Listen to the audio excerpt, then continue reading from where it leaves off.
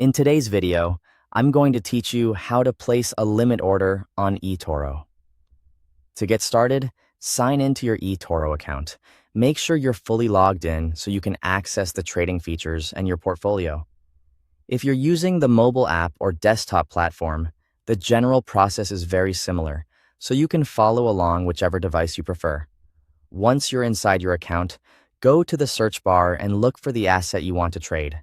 This could be a stock, ETF, crypto asset, or another available instrument on the platform. For example, you might search for AAPL if you want to place an order for Apple. Be sure to select the correct asset from the search results so you're opening the right market. After that, click Trade to open the trading window for the asset. This is where you'll set up the details of your order. At first, the platform may default to an instant trade or market style setup, so pay close attention to the order type before continuing. Next, switch the order type to order.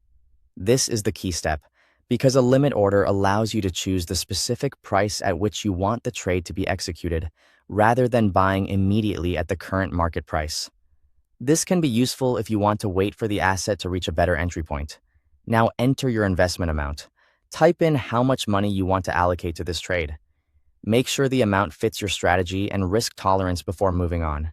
It's always a good idea to double-check the value you enter, especially if you're placing orders quickly. Then set the target price.